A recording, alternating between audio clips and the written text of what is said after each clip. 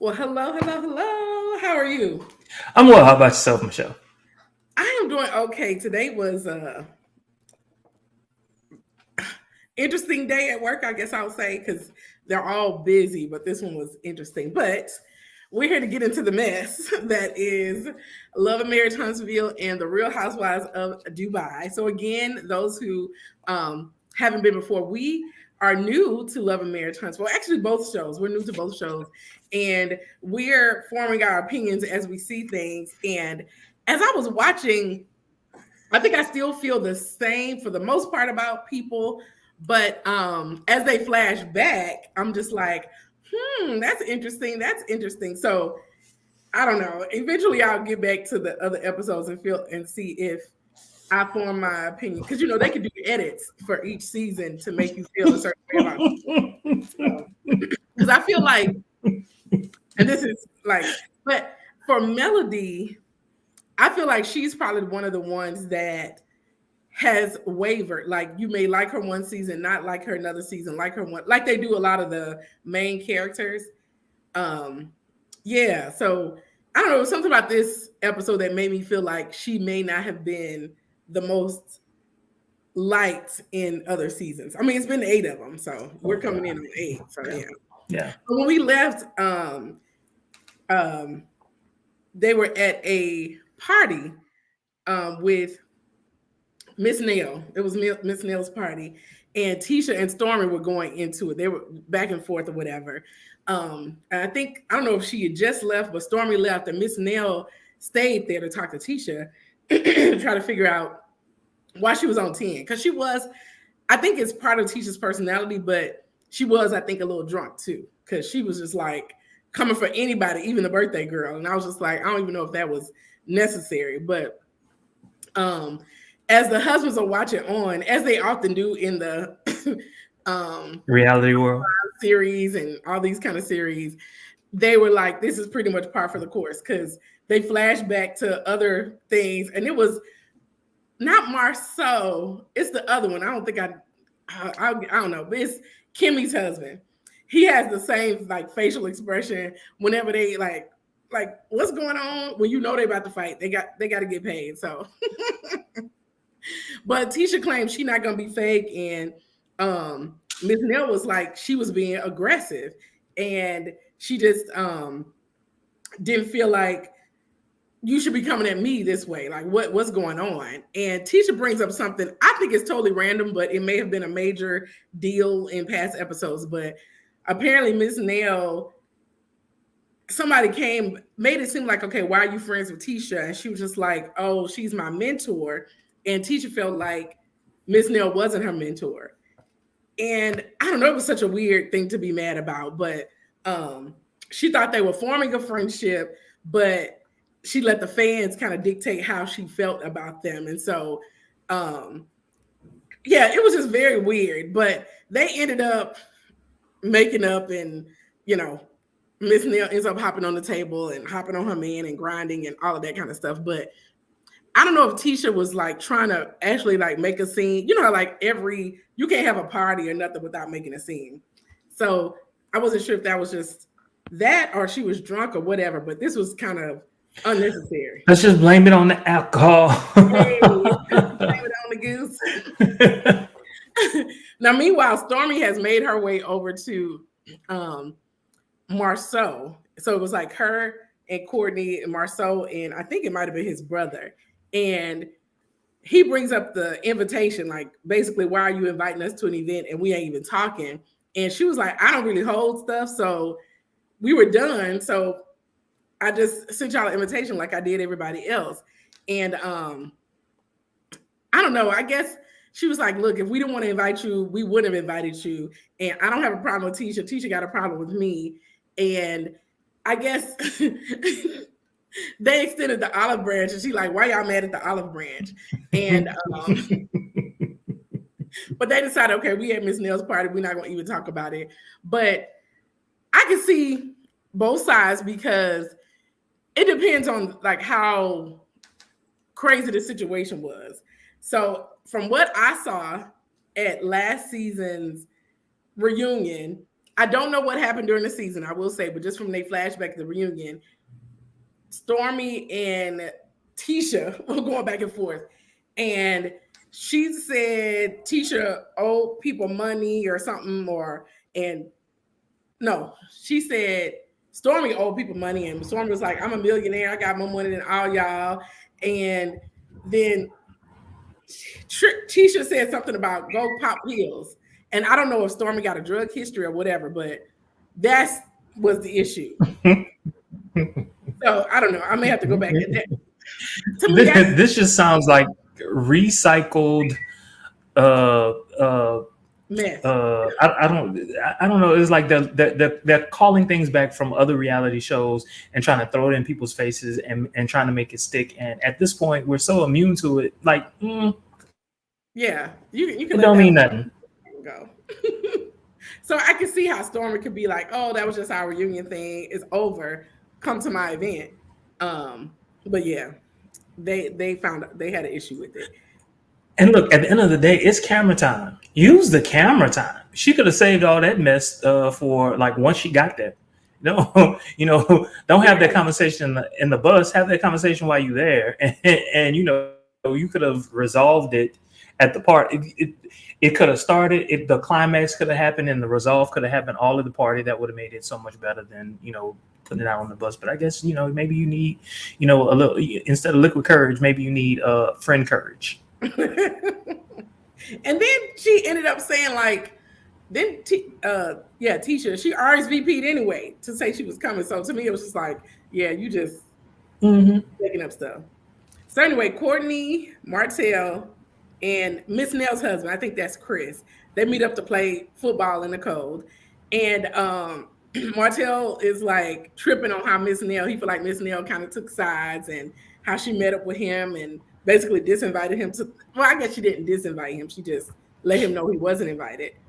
And her husband, he claimed, okay, so Martell claimed that it's hard to get, no, Chris claimed it's hard to get them in a room with no issues. Martell claims that basically when they're in the same room is not really an issue.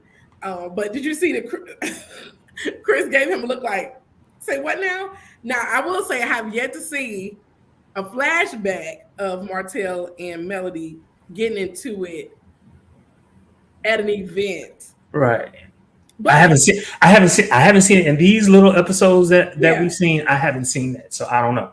Me either. Now I have seen them other than it's just the two of them. Yeah.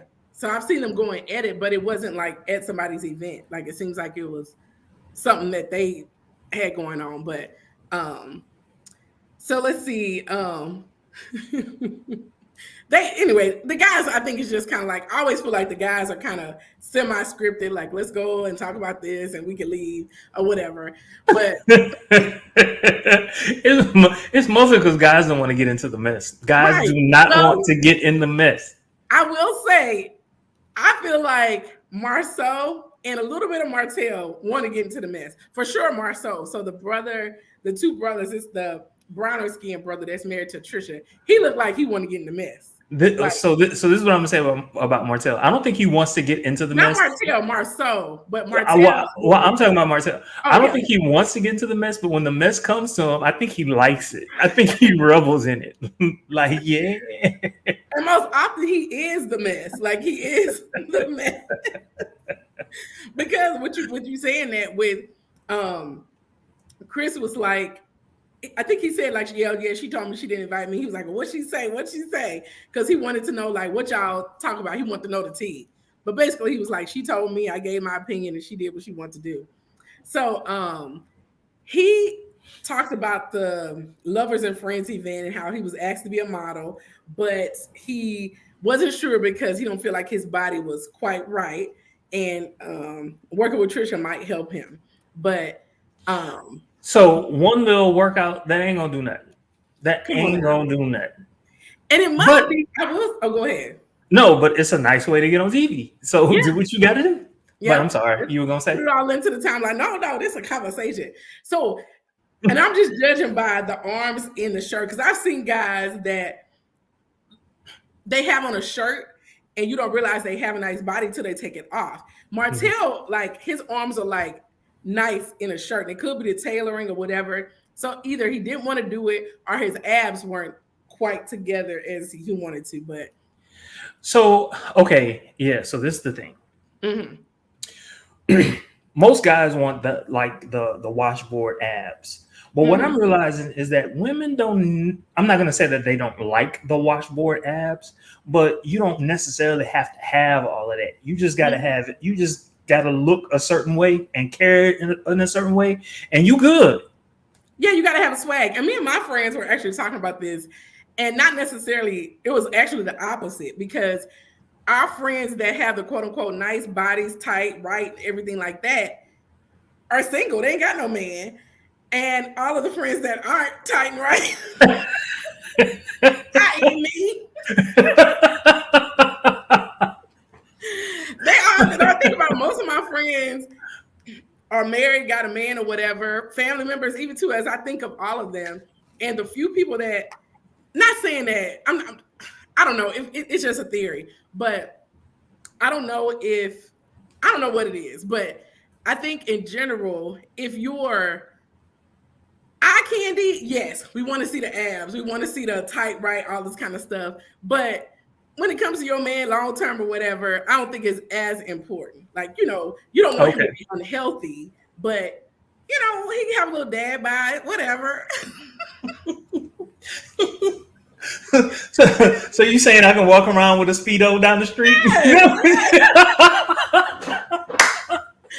you.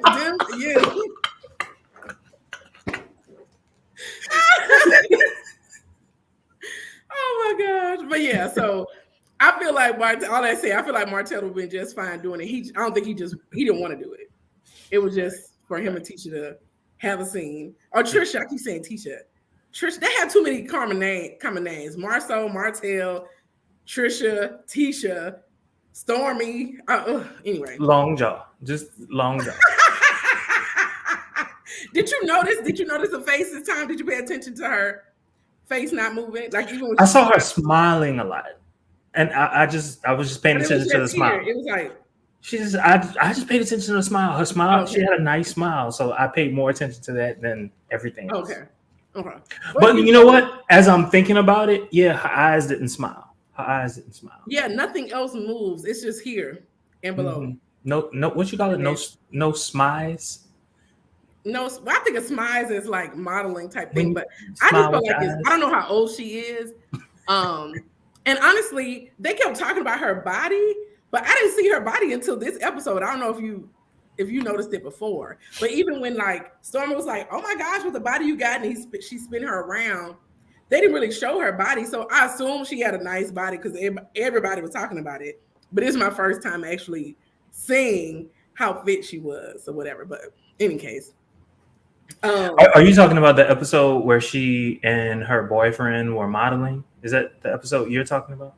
No, this is the one. This was the one particularly is when her first scene on the show ever, when she was with Stormy, and they were at like a little cafe or something. It was like a lunch or coffee or something, and she was like, "Hey, girl," and she was like, "Look at that body," and she like spin her around. It was just like her intro, and I couldn't really see her body. I just saw she was thin, but I couldn't see any muscles or body, anything like that. Okay. But in case, Tisha and her husband talk. So it looks like I wasn't quite sure if they're living at this rental property or they're always there, but the first time they were here, it was like a rental property. But in any case, they're there. And so they started talking about marriage and stuff that's going on, the project, and him bidding on the stuff or whatever. And they mentioned that they invited Mel to speak at a Black Business Expo, I guess, event that they've been having. And she wasn't able to make it because she had a prior engagement. And also mentioned that Mel wants to talk to Martell about his comment about, she wants to talk to Marceau about his comment about Martell.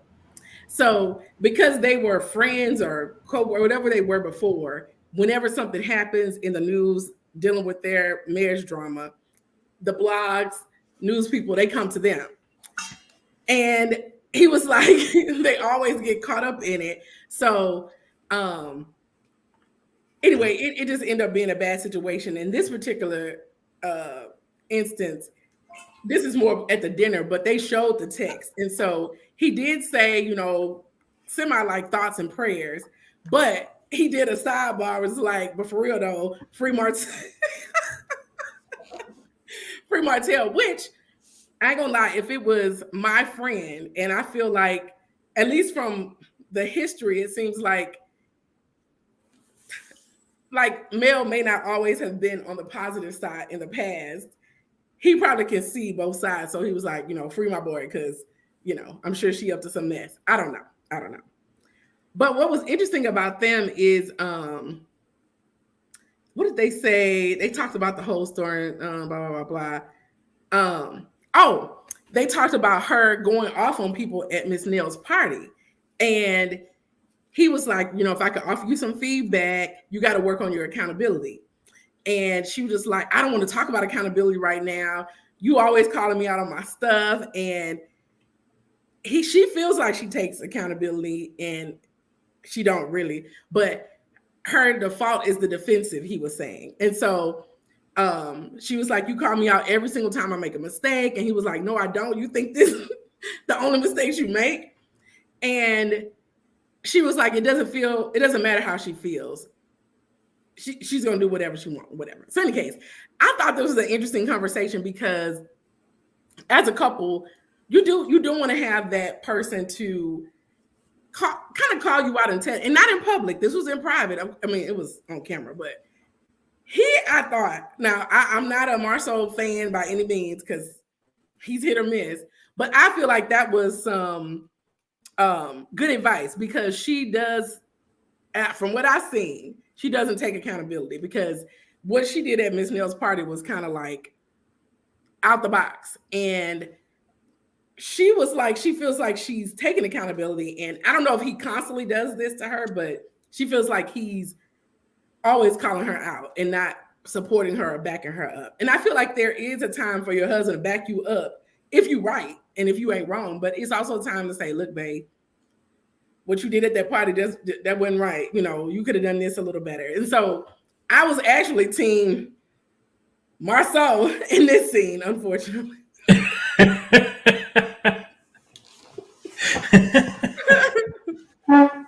But yeah, I don't know. Would you prefer somebody call you out? Well, I mean, in private now, call you out, or just let you? And sometimes, okay, if you know somebody's upset about something, yeah, let them vent and maybe tell them later. But I feel like the timing was right. She wasn't accountable. He called her out on it, and it was fine. So yes, 100%. Whenever things have calmed down a little bit, when you can sense that they're in a good headspace, not like you don't want to destroy their mood per se, but you do definitely want to have that conversation, especially like if it comes up naturally instead of you like saying, okay, I want to talk to you about this. Like that's jarring to go from this to this. But if you bring it up, you're in a good headspace, and boom, we gonna have this conversation. And it would start with me just being me. I would just ask a series of questions. And those questions are pointed. Yes. I'm trying to get you to see what you did wrong without me having to tell you what you did wrong. I want you to see for yourself what you did wrong. Yeah. That's how I handle things. Whether that's right or wrong, it's probably wrong, but that's how I do it.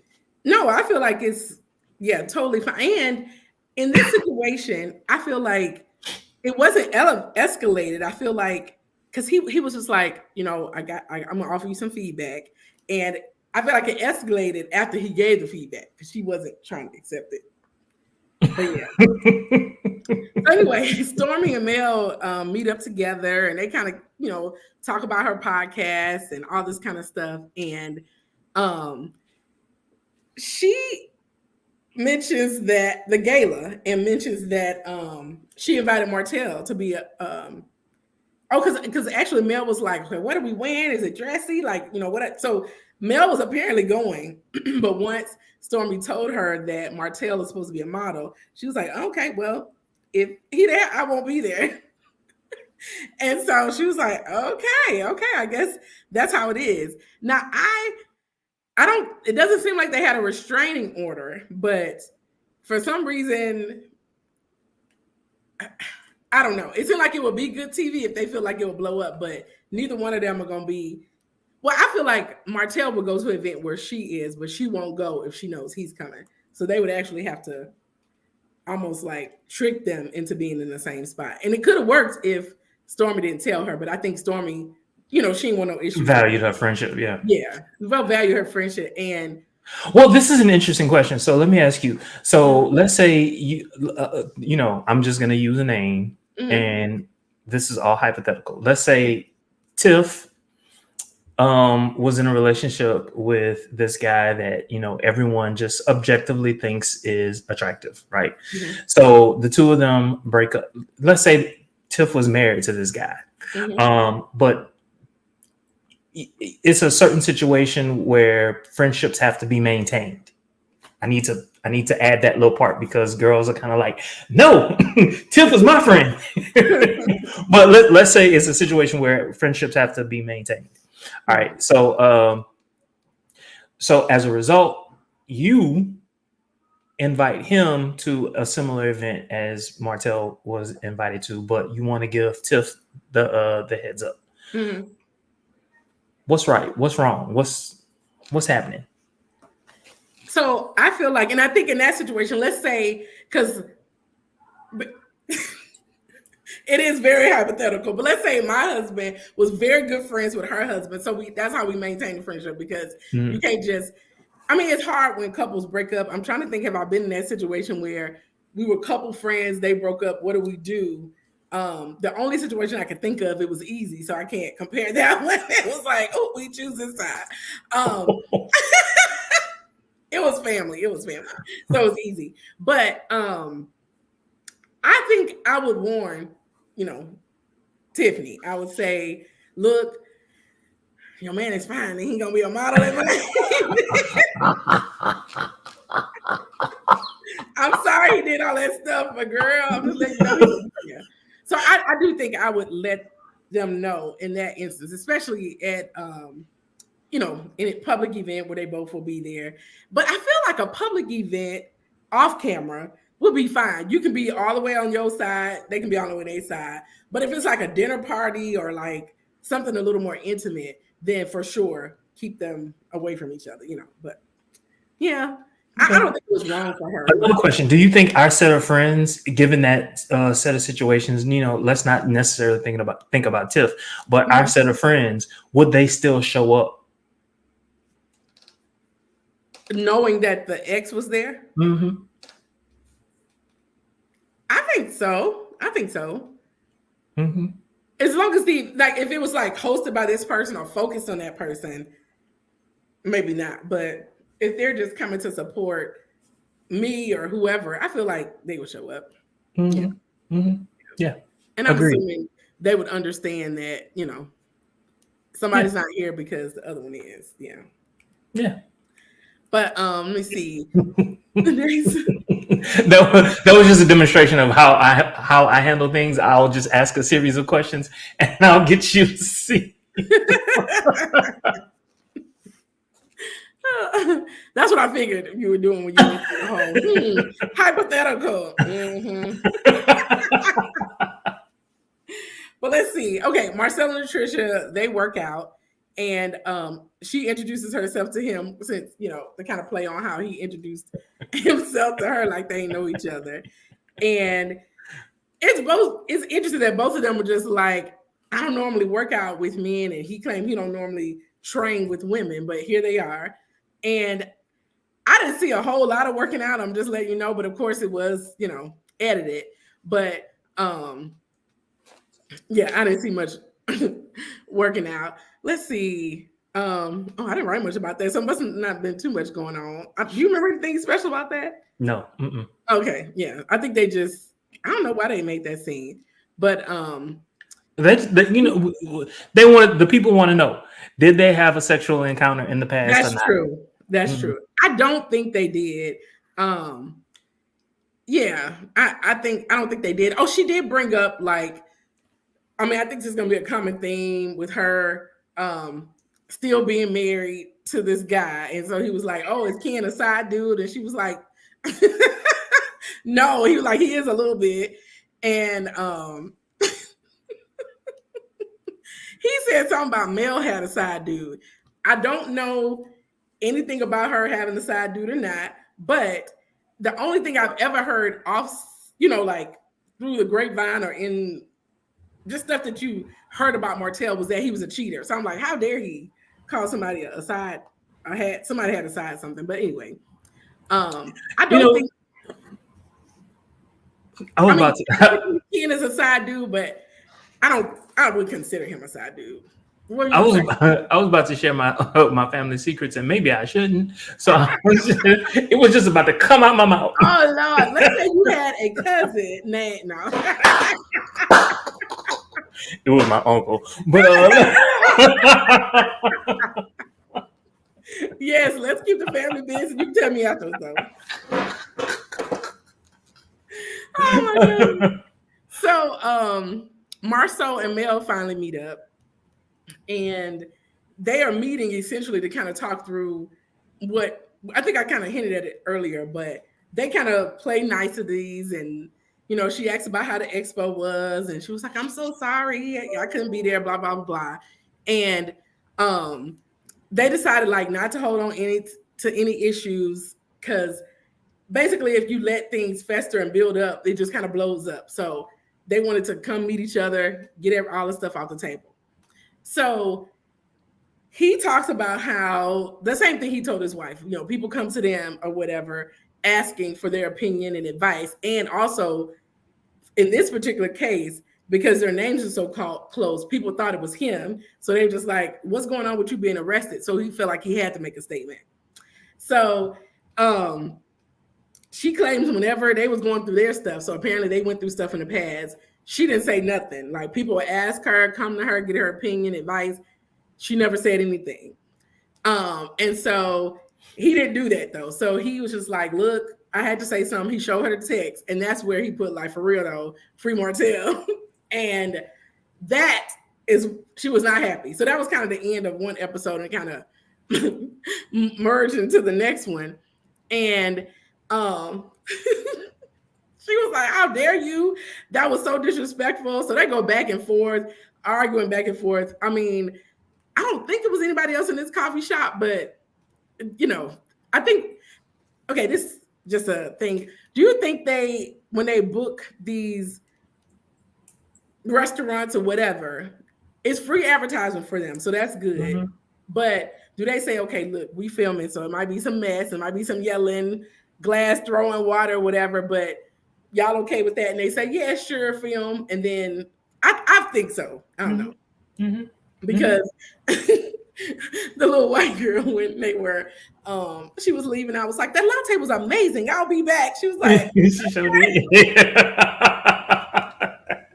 She sure did. But he mentions also the mellometers. So my view of these mellometers, are like almost, and I guess when I think about it, like Nene had her people, that was Team Nene, Portia had her people, and I guess Melody has her people. But I can't recall any Nene, Portia, Kenya people like being so invested that they show up at places, or that they're even part of the storyline. Yeah, that's true too, that they're part of the storyline. So I'm like, either these people are so over the top, or I don't know. So I got to get more and more. Which one said? I was about to say which character. Which character said they're stupid?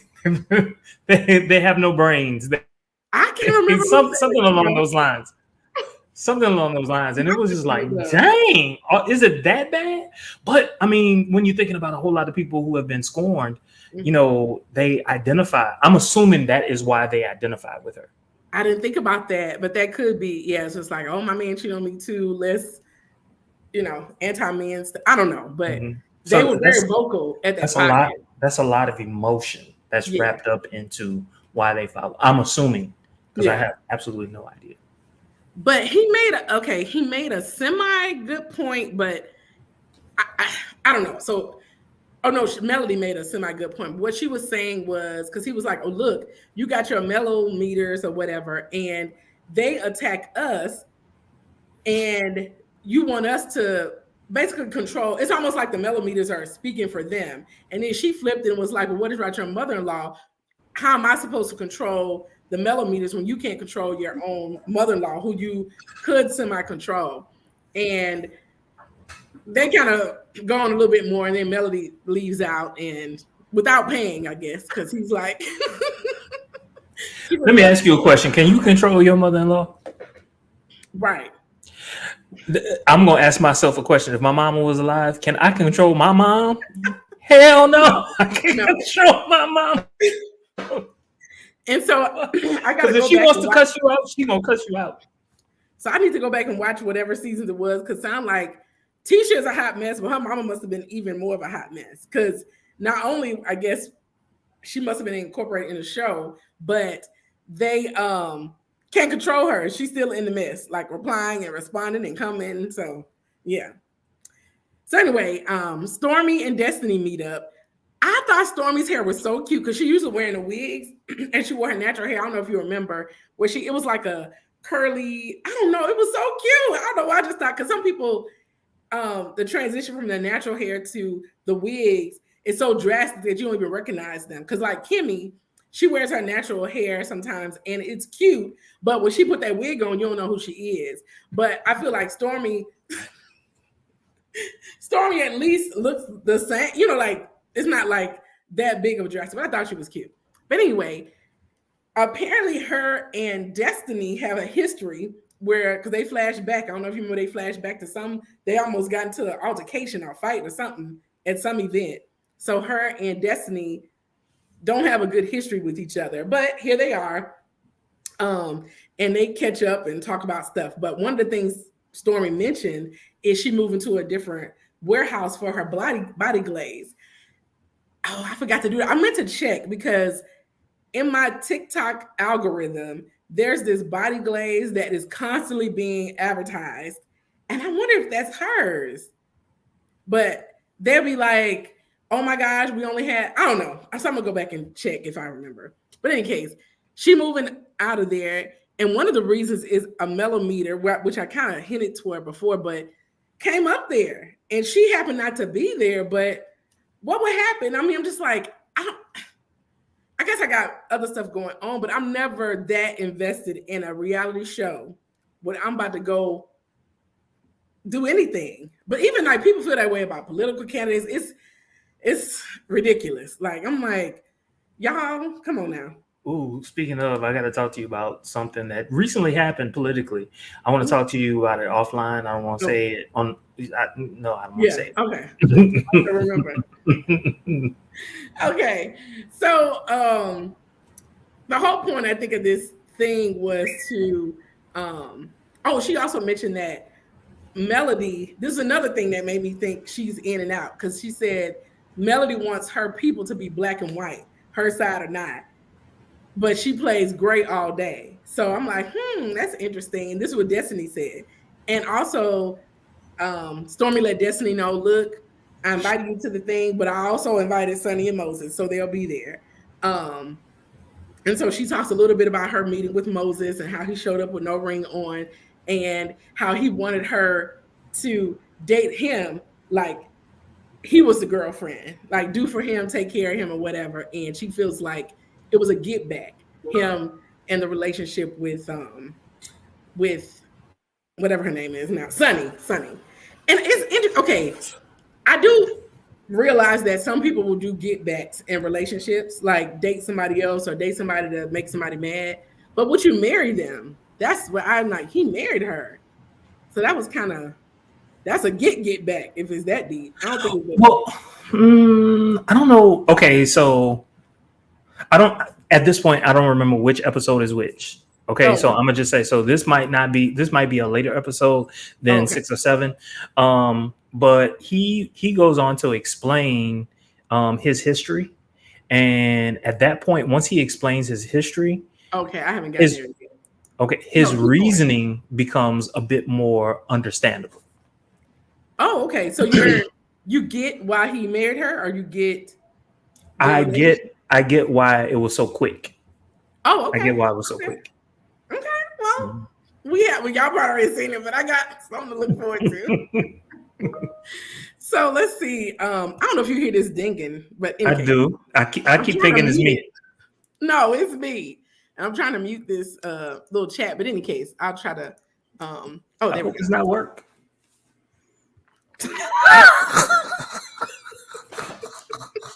It's not. In any case, Marceau and Tisha meet again. They meet with this. They have a new like project manager or whatever. But in any case, they have this conversation, and he brings up his meeting with Mel and how she was upset about his comment, and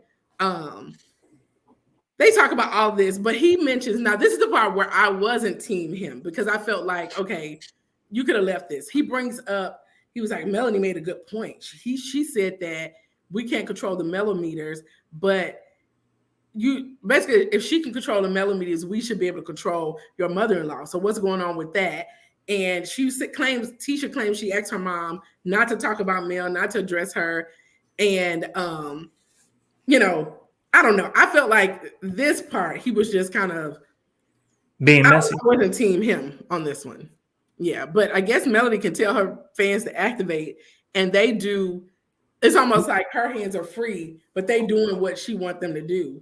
You know. Well, this is what I'm going to say about that. So I was kind of conflicted about that. So what I was thinking was basically, hey, look, she was attempting to hold me accountable, and I disagree with it, but at the same time, I can't look like I didn't broach the subject.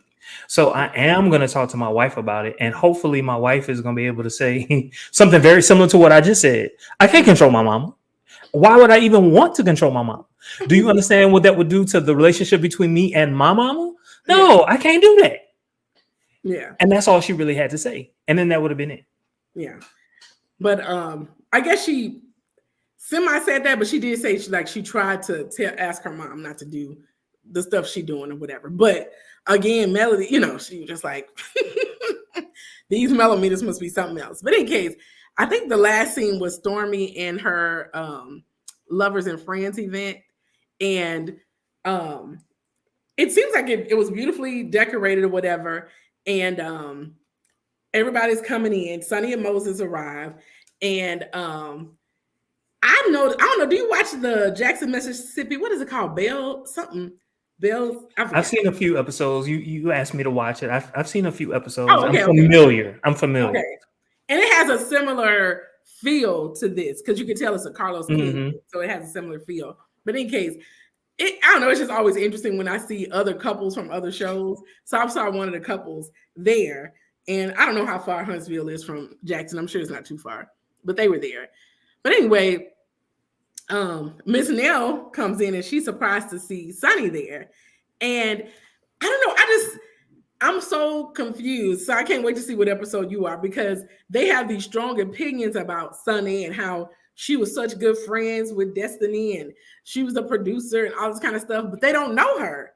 So I'm just like, I don't know how the producers work on the show or if Destiny wasn't that much of a character on the show because she apparently wasn't there last season.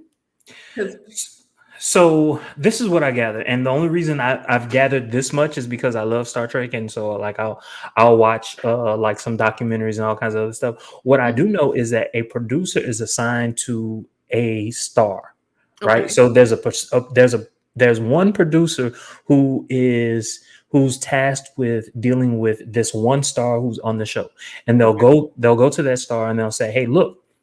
Now I'm talking about something that's scripted, right? So they'll go to that star and they'll say, hey, look, so for today, we're going over this. Where would you like the camera set up? What do you think is happening in this scene? Are you going to cry in this scene? Or, all these different types of questions. And then they go and they relay that back to the director. Okay. Right. And so if it's similar, that producer is only talking to whoever's in charge of the show.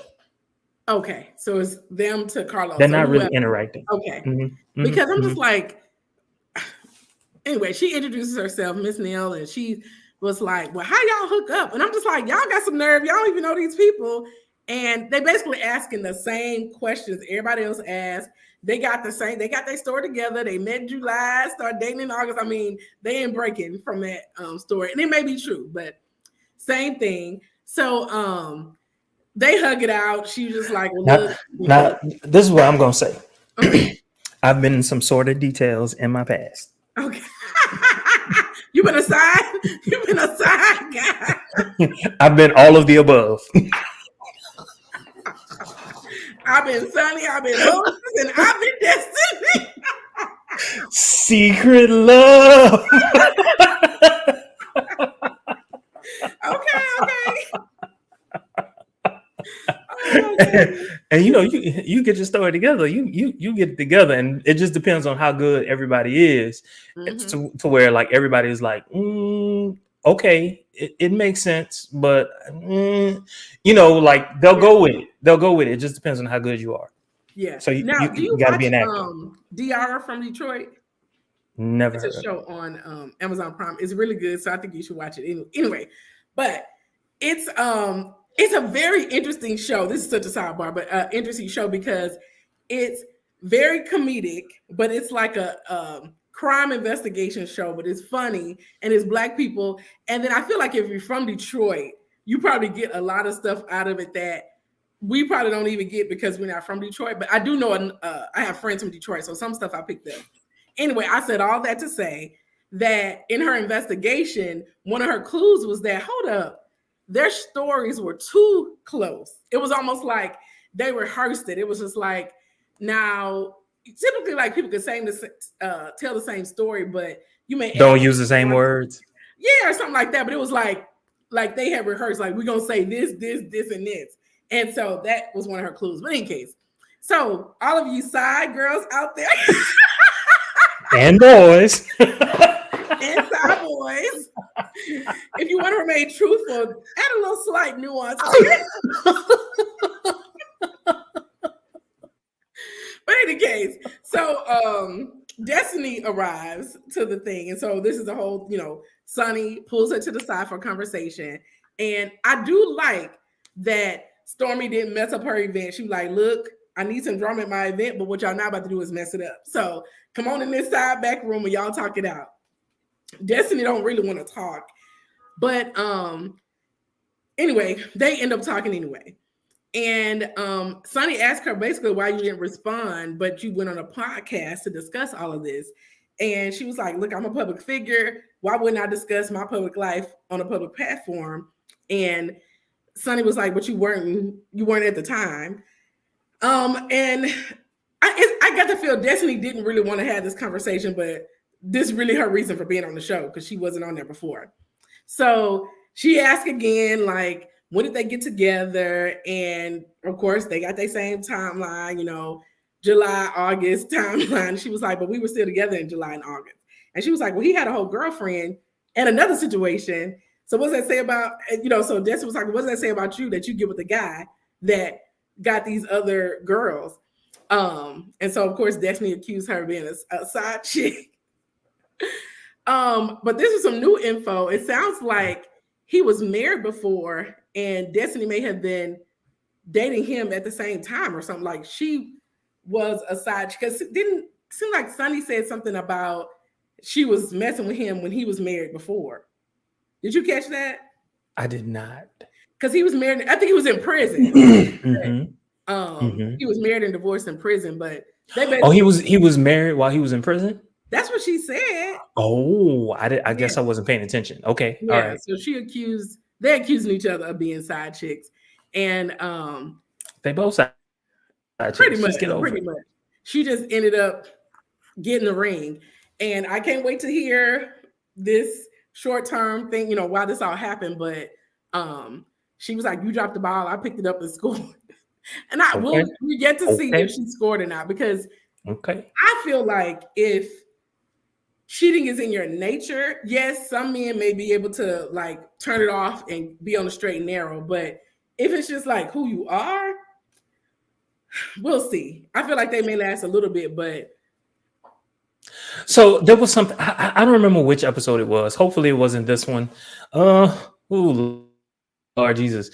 So in one of those episodes, somebody said that she cheated. Big forehead girl.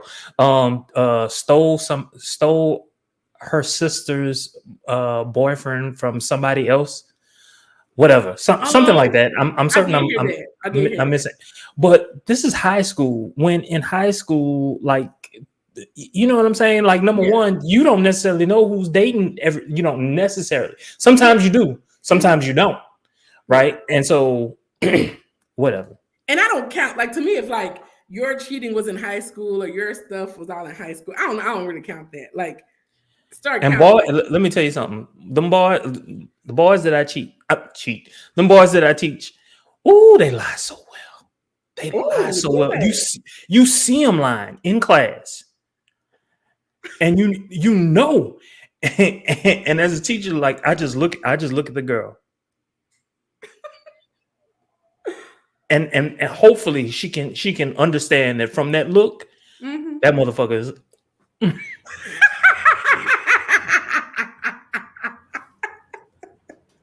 because we can't get involved. We can't get Yeah. involved in that. Yeah. We can't get involved, but we see and we hear so much, and we do our very best to kind of help and steer these kids. But at the same time, sometimes, like, a guy, a male talking to a girl, Mhm. but that same guy was in my advisory class, and I chewed him out. Chewed Oh. him out. And then I said, if you're gonna lie, you're gonna have to learn to lie a little bit better than that. Because That's what I was like. Are they good liars, or do the girls believe? And it could be like they're honing their that gaslighting skills. Because that's what they're also new to it. They're okay. also new to it, and that their hormones and all of that, they want to believe the person that they're with. Yeah. But because you've lived enough, you can spot a lie. Okay. Okay. Because I've lied enough, I can spot a lie. Like, girl, I can't get bars. Oh my god. So, let's see. Destiny and Miss Nail talk. Oh yeah. That's where she mentioned that Stormy had did the same thing to her friend's sister in high school, all this kind of stuff. And that's what she felt like he chose to hurt her. And but it is what it is. And let me see, Stormy and Courtney. Oh, this was at the end of the episode. So this was interesting. Her husband, Courtney, was like, the police popped up at the warehouse looking for you today. And she was like, what they looking at for me for? So she calls, and I guess you could be shocked and don't know what it is, but apparently she had 2 warrants for her arrest for harassing communication and disorderly conduct. And I guess she cussed out that millimeter stalker lady and came to the warehouse, and now she got to turn herself into jail. I'm like, whoa, wow. So yeah. All of that was news to me. The fact that somebody else can come on your property and then charge you, I've never heard that before in my life. And Never. I don't know Alabama laws, but is cussing people out arresting offense, or I don't know, harassing communication? I mean, Unless she could have lied. There's no, you don't know exactly what she said. yeah, that's like, unless she threatened her, like, come on my property Mhm. again, I'm gonna pop. It could have been something. So maybe that's what it was. But that was episodes 7 and 8. So we're getting Oh, there. 7. I thought it was 6 and 7. Oh, okay. Well, Yes. Lord. Oh yeah, 7 and 8. That's okay. We're catching up. Okay. So anyway, you ready for Dubai? I gotta pull that. Let's get to it. Let's get straight to Okay. it. All right. So this is episode 4 and 5 of Dubai. So we have that right. So let's see. It starts out with Talene, and let me see. No, well, she does. Oh, Right now, that's that I need that, because otherwise I can't tell them apart right now. yeah. But that's her. I was gonna say it wasn't, but it was. So there was I guess a fitness void in Dubai, and so she started this boot camp for women or whatever. And I don't know. I do like that I'm learning stuff, a lot of stuff about Emirates, Dubai, Muslim culture, all that kind of stuff. So apparently, Muslims don't really work out in the same room as men. Muslim women don't. Yeah, Muslim women, sorry, as men, because people may think they're trying to be sexy, where I mean, that's literally America. Like people wear as skimpy stuff as they can, go to the gym, all that kind of stuff, recording themselves, posting it.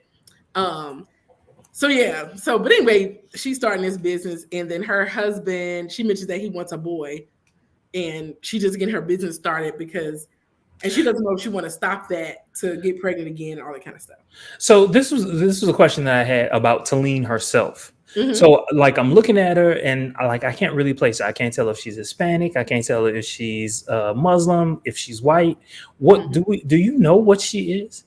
Did she say Armenian? I feel like Armenian is what she said. Okay, so she might be Muslim, might not be Muslim. It just depends. Okay, Was all right. she at the little thing? I don't think she was there where they did the Muslim. What was it called? They called it something, and I wrote it down. I probably wrote it. I'm gonna say it wrong. I don't want to offend nobody, but what was it called? Iftar. Iftar. I don't think she was there, Okay, but everybody there, if they weren't Muslim, they were friends of Muslims. fasting or not celebrating, or what's it? I don't want to say celebrating Ramadan, but participating, I guess, in it. But in case, Stansberry and Sergio are finally moving out. Like they had the move out party and everything, but they're actually moving out. And I will say this scene reminded me a little bit of Anthony, because I could be busy doing something. Anthony be like, "Can I have a hug?" And I'm like, and it's so sweet to give somebody a hug. It sounds so simple, but it's like when you in your mode doing something, it's like, don't you see me doing something? So she trying to get away from him. And she has all this stuff in her friend Michael's house. She got the dog, she got the luxury stuff. And I thought about this. I'm like, okay, I will say I did see some movers, but you got all this money, just get some movers. Ain't no need you fighting with Sergio about these bags. And you can just pay somebody a couple $100. I don't know how much it costs over there, but if you spending $10,000-$20,000 on a bag, sure, you can spend $1,000 on somebody to pack them up and move them out. But they may have needed a scene. So it was interesting. Well, let me ask you a question. Did that seem rehearsed to you?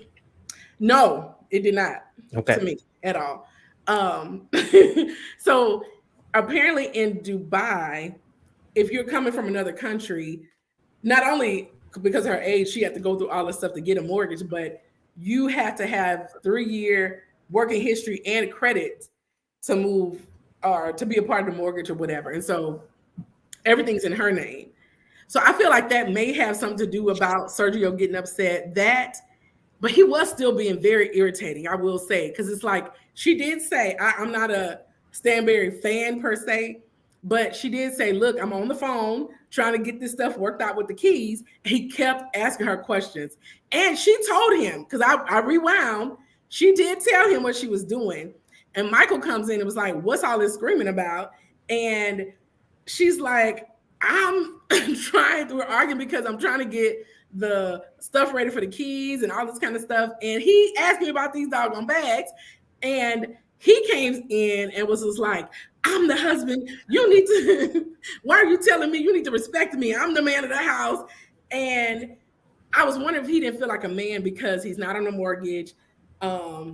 She wouldn't hug, all this kind of stuff. I don't know. I thought about that, and her friend Michael is gay, right? So based on what I've seen, I can't tell, but looking at him, I can tell. So that's why I was like, I don't think he's a threat as far as her trying to get with him. So he just felt like you're giving him the attention that you letting him come in and talk to you. You telling him all this stuff. I asked you a question and you threw me off. So it could have been that. I don't know. But I felt like that was real. I did feel like that was real. He was really angry, poor thing. So let me see. Lisa and Ayan get together. Ayan's gonna try to find out how old she is using a forensic teeth age thing or whatever.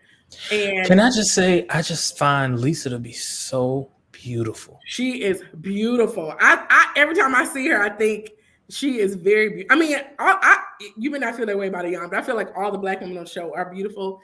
Actually, I think everybody on the show is beautiful.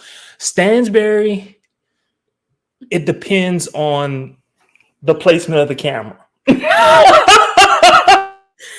she's the only one. I was just like, everybody except.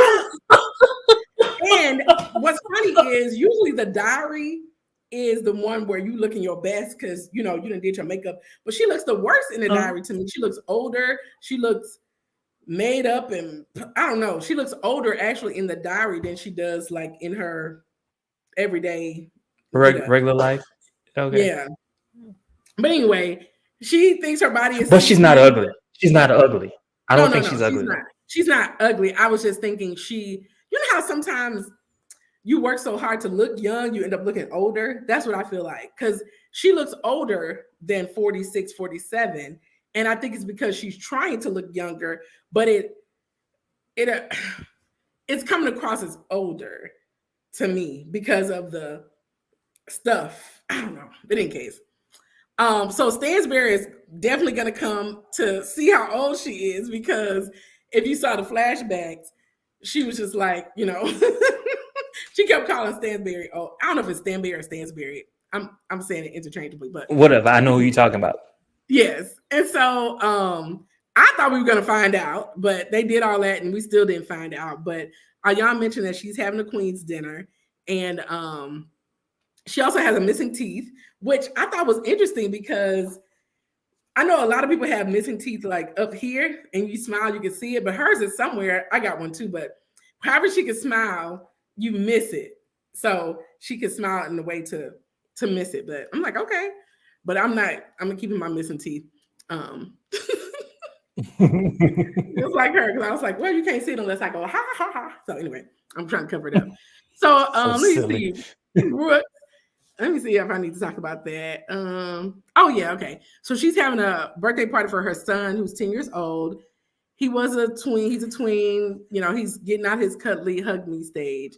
And she mentions that she got full custody of her child by agreeing not to get anything from her ex-husband. And her son, though, I wrote that he's a hot mess because it seemed like he was semi-disrespectful to the nanny, and then he was throwing pillows at her and talking to the nanny any kind of way. And I mean, I know a lot of single mothers, and some of them do like overcompensate. When that happened, I said to myself, ooh, them cameras there. Them cameras there. Because if them cameras wasn't there, I'm going to tear your ass out. Oh my God. I'm just like, okay, now you acting this way. And I'm telling, usually they may try to play it up and be on a little better behavior with the cameras. Not him. He was like, I'm going to be mean. So she experiences mom guilt, and I feel like she may overcompensate and allow him to do things, but you got to hone that in, because she said she flew him and his friends out to the Maldives. I'm like, not acting like that. I'm not. What she should have done instead of the friends, it should have just been the two of them. Just them. And I don't know if it's a culture thing where they have to have nannies, or it's just they have nannies. Because it was a guy I worked with from, what country was it? It was some Asian country. I don't know if it was Korea, Philippines, Thailand. It was somewhere. And he mentioned something about, his wife was struggling in America because back where they're from, it was just everybody had a house cleaner that came. I don't know if it was daily or whatever, or live with them or whatever, but you don't have to be rich. It was just what everybody did. And so she didn't have that in America. So she was just like, dang, I got to do all this cleaning. And so I didn't know if having a nanny was cultural or they just have nannies. Because it seemed like these are live-in nannies that are there all the time for all of them, pretty much. So anyways, but his nanny, she might not be there too long because he's a hot mess. Anyway, Saba and Sarah, they have a little tea or something. What is it? Chai Karak. I would like to try that, but it's a tea with milk and sugar. And let's see. Oh, this is when, is it a Ken? The German guy is introduced. And drum roll, he is fine. We agree. Yes, immediately I was like, okay. And I mean, I will say, you pumped him up. you kind of like lowered my expectations, but you pumped them up. And yes, he exceeded. He was nice. He was nice. And so Saba was like, okay, I need to interview him because, sometimes your friends may be all, Google-eyed, but I need to just see what he all about or whatever. We'll meet him later. But anyway, Caroline and Sergio stay at Caroline Stanberry. They're in their new home. It does look beautiful. It's not finished. They're still sleeping on the floor, but Michael was like, stay out of his house. Now, Sergio did apologize for how he acted, and he was blaming it on the stress, and he didn't realize he had that anger in him. So I just mentioned her dogs. I don't know how new these dogs are, but she treated them better than her kids, and they're not potty trained. I'm like, them dogs need to be outside, not peeing on my new floor that people can't wear heels on or whatever. But so dogs, when they're in a new space, it is typical for them to pee. Oh, okay. They're kind of like marking where they live. Okay. Yeah. Mm-hmm. Okay. Well, so it was gonna happen. It was gonna happen. It was just okay. That's why I don't have none. Anthony really wants a dog, but yeah, he'll just have the dog sit people. But in case, let me see. Talene, what is she doing? I guess they have a chef and a driver, a cook and a nanny or whatever. But so she's trying to make some cookies or whatever. Let me see. This is nothing, whatever. Okay, so the ladies are preparing to go to Ayan's dinner party, and she has it at the same place that Beyonce did her little singing thing, and she's waiting for them, all this kind of stuff, and she really was entertaining herself for real. I like Ayan. In any case, she was entertaining herself. The ladies all come, and they all looked beautiful at this thing. They all had to wear black, and they were going back and forth about VIP versus VVIP. I'm like, y'all can just let that one go. That's what I was rolling my eyes to. I was like, can we leave that alone? Please. Jesus. That was so episode 1. So, Ayan mentioned that Brooks and Stanberry were acting like everything is great, but it's not. And Stanberry said they're like in a Cold War. So I was like, okay. Now, they do discuss Sarah's boo, the German and African man. I don't know if you noticed when we actually met him, she said, where from Africa are you from? And he said, my dad is American and my mom is German. Mm-hmm. And I thought about it because if he's from Germany, a lot of people outside of the country, not that they don't see race, but if you're American, you're American. You're not necessarily black. You're American. So it was Ayan, I believe. I believe it was Ayan who first said African German. So in her head, what she knew was this man was black or dark skinned. So she just being from Africa, she just said African, meaning my race. Yeah. And it depends like what country you come from, how you define race or define, because he may say African American, meaning you came from Africa and now you're American, you're African American, where we equate that with just anybody that's black. Somebody came from Africa that made you African American. So anyway, I just thought that was interesting. So let's see. The ladies love on each other, which was nice. And then when Brooks is when she's complimenting Stanberry, Lisa is kind of giggling to herself because I guess it was odd that they did that or whatever, but basically whatever she said, she thought it was interesting. Now, this is the part that was the drama when Talene pulled Caroline Stanberry to the side, and she mentioned that Sergio brought up a few things when they were together that she wanted to address with her. And he said that he feels disrespected by her kids. And she was like, basically, are you and Sergio okay? Now, I think it's interesting in these shows. Of course, they have to do this stuff. But if I'm in a new friend group, I'm not asking you about your man and your relationship. It's just like, I got to get to know you first and a little better before I'm asking you, are you and your husband okay? But in any case. This is a case where the producers were like, this is a storyline for you. Yeah, it's going to be temporary, but this is a storyline for you. And depending on how she reacts, it might blow up. So you got to ask her the question. So exactly. She did. Yeah, I absolutely agree with that. And so she, of course, she says they're okay because who are you? But I mean, she was very Stanberry. I think was very cordial. It wasn't ugly or anything. I actually think that she received it. Yeah. So anyway, she said she had spoke to her daughter about how she speaks to Sergio, and she basically appreciates her bringing it to her privately versus like in front of everybody. You know, so in any case, but she did think it was a little concerning that Sergio, basically, it's something about her husband come to her from somewhat of a stranger, if you think about it. But she thinks about him. She met him when he was 24. Now he's a father of 3 kids, one that's closer in age to him than she is. And she doesn't want him to stay if basically the door is open for him to leave. Like whenever he feels like he needs to leave, he can leave. And she's given her marriage 10 to 15 years. And he can exit whenever he wants to. So that was interesting to me. I wasn't shocked because that just seems like who Stanberry is, but it's almost like, hey, we love each other, let's do this. But at any point, you're not feeling it or I'm not feeling it, we could be out. Which in normal American relationships, the thing is, if we're not feeling it, let's go to counseling or let's try to work it out, where it's just like, hey, you know what? You're getting too old, Stanberry. I'm out. I'm 43 and you are 80. Let me go. So, okay. So when I first heard it, it was kind of jarring, but but on reflection, I was watching it in bed and I was just like, you know what? If I'm almost 20 years older than whoever I might end up with, when my stomach gets so big, you know what I'm saying?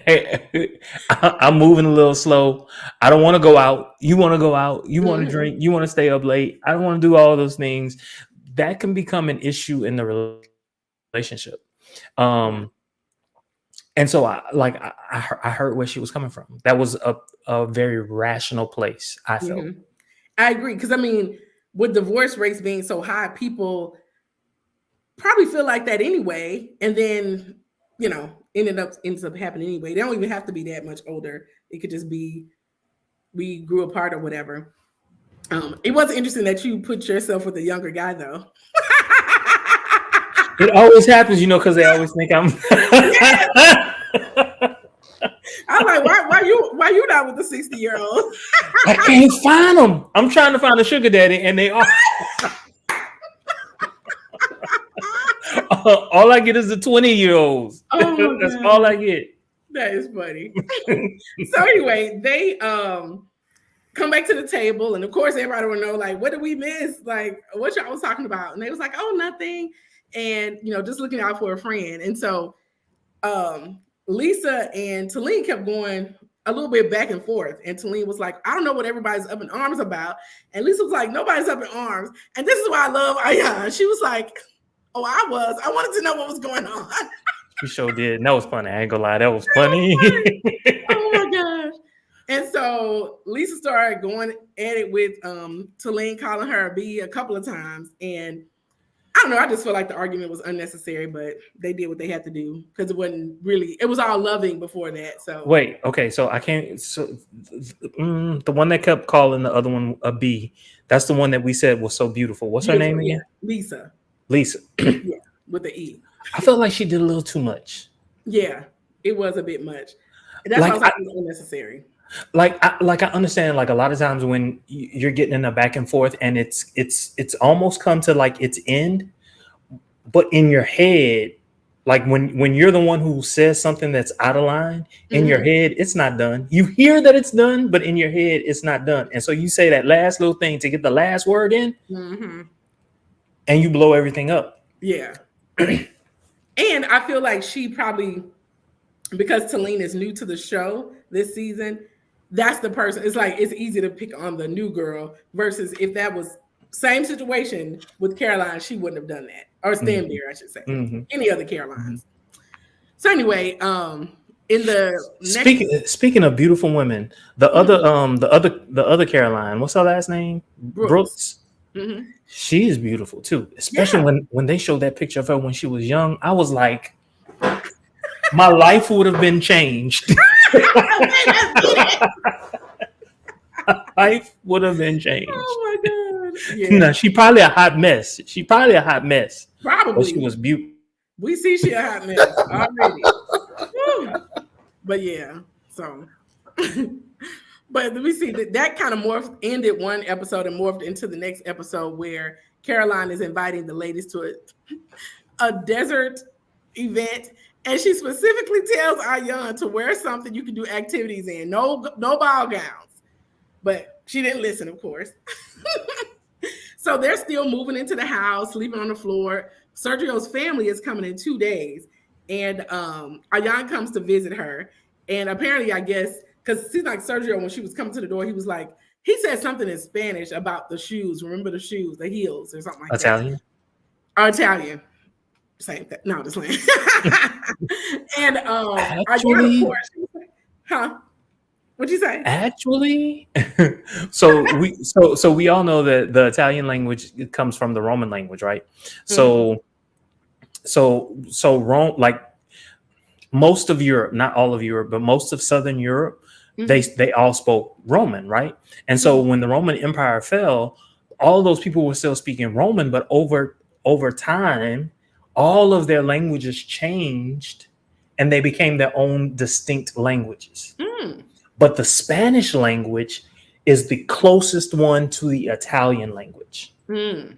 still to this day. Okay. Yeah, That's I knew they were different, but I was just playing about them same thing, but I know they're different, but I did realize, like, because even when you, I mean, I just know a little Spanish, but even when you hear people, oh, somebody get impressed by that history, okay, lay it on us. But when you listen to Italian speak, you may pick out a couple of words. So that's why I was like, okay, it's kind of close. And even is it Portuguese that's similar to, but not quite the same. similar to That's a Spanish. sidebar, but it was a lady I was listening to on a radio show. She was black, and apparently they pay. You get free medical school or something like that in Portuguese, or somehow she got it free, but she didn't know the language. So whatever program she was in, she had to go to the classes where they're speaking another language, and then learn it and interpret all the medical stuff like outside of class and stuff. Anyway, it was an interesting story, but she has her degree now for free from there. In case, and it apparently was really good, all that kind of stuff. So in case, they're still moving in, and Ayan comes. Apparently, 10 minutes before they came, she was like, "Oh yeah, don't wear heels."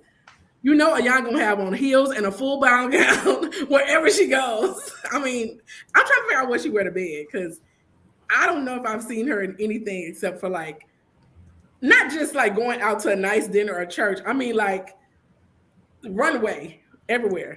So look, she said herself, her body is 60, her mind is 30. She got to cover. She got to cover everything. No, she got a nice body. Don't do Ayan. She got a nice body for 60 or 4, however she is. She does have a nice body. I ain't gonna lie about I don't that. know. I don't know how nice old she body. is. She looks good, but because they're bringing up that age storyline, I'm thinking she probably like 40-ish. 49, 50. Yeah. I don't know. She doesn't look it, but the fact that they're bringing it up and she's so confused about her age, we'll see. I don't know.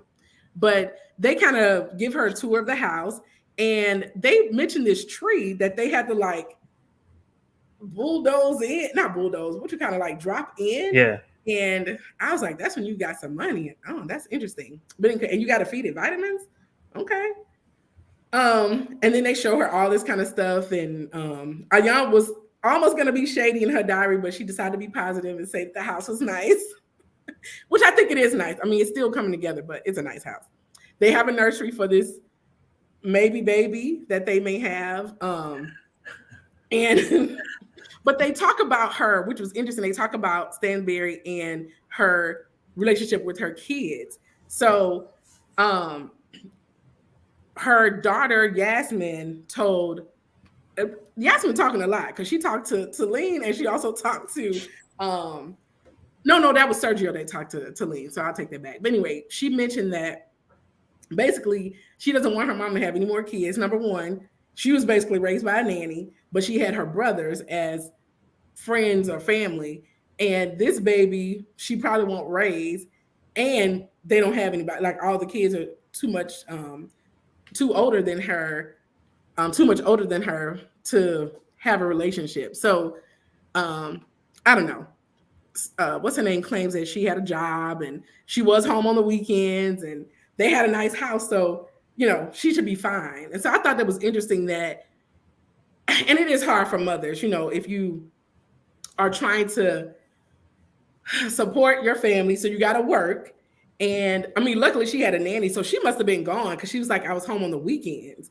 But that's also how she was raised because in the couple of episodes I watched from the first season, her parents sent her off to boarding school. So she saw them a couple of times a year. So that's what she's used to. So I think it's very interesting. And then even with her, Sergio, their relationship, it's almost like, I know they say opposites attract, but they're completely opposite because she's like, get away from me. And he was like, I need you around. So I don't know. But Sergio does plan to be an active father. So I will feel like I do feel like he would be a good father if he had a son. He would be a good mother and she would be a good father. Yes. That part. So let me see. Talene, do I need to talk about this? Okay. The only thing I'll bring up about Talene at the little duck park with her kids is she talked to her husband about, they talk about having a son. He wants an heir and, all this kind of stuff. But she mentioned that this is a mess. After the dinner, Brooks calls her at 2 a.m. to tell her that she heard that Stanberry said to Lisa that she doesn't know why Talene pulled her away because they're not friends like that. So Talene called Stanberry and was like, oh, who said that? Did you say that? She was like, I didn't say that. And so Stanberry was like, it must have been Lisa that said something to Brooks. So she calls Lisa and told her the stuff that Brooks told Talene. And it was stuff that they claim they never said. And I'm assuming they may not have because it does seem like they somewhat fess up to the stuff they actually say. Or if the cameras were rolling, they would have caught it. But anyway, somebody said Brooks was an instigator. And this was like full instigator mode. Like some mess. Telephone game mess. A mess. Let me see. Lisa does her mini roast shoot. I don't think nothing was with that. Sarah, this is where we meet Akeem, the German man or whatever. So she brings her son on the date, and apparently they had been hanging out either the day before or earlier that day. He calls him the caramel man and caramel seduction. I was like, not the son seeing it too. He got everybody mesmerized, but she likes him. He checks all the boxes, and he passed the test with the sons. He passed the abs test, everything. Her only thing is she doesn't want her son to get too attached, just in case they don't work out. It's like, okay, now her son is liking this guy or whatever. And her son basically was like, okay, when are you going to be my dad or stepdad? Because you would be a great dad. So I don't know if that was prompted or what, but that's a little boy. No. Okay. Yeah. But that would be very embarrassing if you're just somewhat dating somebody. But I thought it was. But how do you think he handled it? I thought he handled it well. Yeah, and it didn't seem like he minded the question at all. No. And I didn't know if it was like, okay, I'm on TV. I can get more jobs, or if he's actually interested. So I didn't get any weird vibes or any vibes where it seemed like he was being, what do they call it? They call Todd that and all this kind of people opportunistic. I didn't get that from him. Oh, I don't know, but I didn't get it. I didn't get it either. I didn't even get that from Todd, to be honest. I didn't either. But I mean, I'm going by what her mom was saying. It was a scheme that Todd set up. Let's see. Stanberry and her husband, Sergio, they go to the fertility clinic and to talk the whole baby stuff. Another interesting tidbit is that they don't have surrogacy in Dubai. Like if you want to be have a surrogate, you got to either go to what they say, Spain or US. Mm-hmm. And she said, I don't know how I feel about that. Like I'll have a baby and I'll forget in 9 months that I have one. I'm like, not you forgetting. But to borrow a phrase that you just said, it sounded very much like her character. That's true. That's true. She would totally forget. Sergio will remind her though, but yeah. But she Every basically, day, if she wants to carry it, every day. yeah, And he would be the type. Can you get an ultrasound today? yeah. Let's go to America to get this. Yeah, he'll be there, and I think he may even because he was. I just think it's cute, but I mean, I can see it being irritating too. But he wants to take the pregnancy pictures, like holding the stomach and all that kind of stuff, and so he wants her to have the baby. But they That's got unrealistic, sir. That's unrealistic. well, actually, it's not because she has a good embryo, and if there's nothing wrong with her uterus, the issue is the eggs. The uterus can hold because babies like it's stories of mothers carrying their daughter's baby. So the daughter has a messed up uterus, but she got good eggs, and the mama will carry the baby. So it's really the uterus that's the issue. I just need him to be a bit more realistic, considering her age. Now Anything could happen. Yeah. Now the health issues surrounding a 47-year-old pregnant woman is another issue too. Yeah, but she can do it. I don't want to make it like she can't, but she's not gonna because she's not motherly. I don't think she want to mess up her. I don't even know if she has the best body, but whatever she done. It's not. She doesn't have a bad body.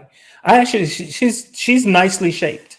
I think. Okay. So she don't want to mess that up. I don't know about her ass though. I just know her shape. She has a nice shape. I don't know. Okay. Yeah. I don't recall seeing one. So I'm gonna go with she doesn't have one. But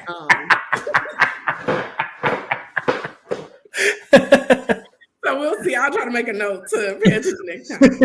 But in case they're at the first day of Ramadan celebration. Now, are you familiar with Ramadan at all, or? I'm familiar, not enough to be, conversant, but I'm familiar. Now, I have. I'm trying to see how to put this, like since we're not bringing family, but anyway, I know someone whose husband was Muslim and he would celebrate it, and but it was interesting because I didn't know it stopped you from doing anything. Now, I guess you have to not be around temptations, but it just happened to be family stuff going on. And they came all the way to visit us. And he stayed in the room pretty much the whole time. And I don't know if it's because the food would be tempting or what, because it wasn't like he was praying all day or nothing like that. Like I don't know. But in case, let me leave that out of there. Saba's hosting, the ladies arrive, and a king comes in. And when I tell you, Ayaan was like, wow. She don't hold nothing. So she was like, you are a very good looking man. And she said, you remind me of a giraffe in Africa. And I guess that was a compliment because I guess they're beautiful. But in any case, I think based on them talking about her ex, I had to Google him. He was fine too. That man that they tried to hook her up in the earlier episodes where she said he didn't check the boxes, he wasn't attractive to her standards or I think part of like if he was fine, she would have like squeezed him into some boxes. But because he looked like it was just like, okay, let me at least see if you check a box. And he didn't. So anyway, they have a thing. I didn't know about this eating dates. And I'm assuming prayer was part of it. But after that sun go down, they can just eat nonstop, like no cars on the street because everybody eating until the sun comes back up. But they talked, they question and interrogate Akeem, whatever his name is. And Sarah was like, I'm so sorry to ask me all these questions. But she wanted them to ask all them questions. She was like, okay, y'all keep asking. Mm-hmm. But he handles them fine as well. And I'm wondering if, I don't know, he's attractive and I feel like he did a good job. But I'm like, I wonder if him being so fine, they just like, he could have said anything. You'd be like, oh, yes. I killed a couple people last week. Oh my gosh. Just a couple. So they do all that. But Brooks and Talene get together for dinner. They talk about Akeem again or whatever and mention how She said that Brooks looks like a very thin astronaut, but she's losing weight because she has a stressful job and she's working hard. And that could be, well, no, she just got time for drama. So I was going to say that could be why she's doing what she does, but that takes time too. So Talene decides to tell her about herself, kind of like, she feels as though she's been an instigator behind the scenes. And she was like, she thinks that because she's not giving her blind loyalty, there is an issue or whatever. So they discussed the whole telephone game or whatever. And what's interesting is instead of them kind of like fully talking it out, she was just like, well, let's move forward from this. And Bruce was like, there's no moving forward. I'm good. And I'm like, dang. So I don't know. That was interesting because it's supposed to have been her friend over 10 years. And I mean, I know it's one thing like to have your friend on the show and make friends with your quote unquote enemies, but try to talk it out. Let me see. The last thing was Stansberry and her little desert event. Sergio parents come there with all their bags, and she purposely planned this event when they got there because she doesn't, I don't know, she's not a relationship person, clearly, because she was just like, I'm just trying to get away from there. But they all come, Ayan comes in a gown and totally missed the memo. And they had to go to wherever they were in a minivan, which was hilarious with them trying to fit in this minivan. But they get to this place and they have luxury cars waiting for them to ride. Talene gets in the car with Stansberry and Brooks gives her a side eye. Ayan is squeezing into this little car with this dress. I'm just like, not only a ball gown, but like full of fluffles and ruffles and all that kind of stuff. Let me see. They get to the little thing and they do. I thought they were going to have fun riding down the sand thing. It was like a slow motion. Like it was the worst. Like y'all just walk. Let me see what else they mentioned. Oh, that Sarah and Akin haven't kissed. And it's a Muslim tradition, I guess. I don't know enough about it, but apparently it's common for them if they're not, I don't know, for them not to be physical in any kind of way. So that was interesting. And then Brooks, I think the last thing I remember is saying that she was been in therapy. So that's why she's been a better person. But Talene mentioned that, they got into an altercation and Brooks, actually, she handled it well. So I don't know if it was because she had just talked about her therapy. She wanted to be on that therapy tip, but in any case, but that's kind of where they left it off. We'll see where it goes from there. Brooks actually blows up, but yeah, those 2 episodes were pretty decent. Yes. Yeah. Okay. So we'll be back next week, and we got to talk about Big Brother because it's starting this week too. What day? Wednesday, the 17th. When is that? Wednesday? 2 days? Yes. Oh my God. I mean, usually the first week is just like the introductions, get to know the people. Yeah. So I don't know if it's like introduction and then next week is the actual episodes, or it's introduction first episode. Like what? So we'll see. So we'll hit y'all with some Big Brother stuff too. Okay. Until next time, y'all. See y'all. Don't forget to like, comment, subscribe, and share. Have a good one. Take care.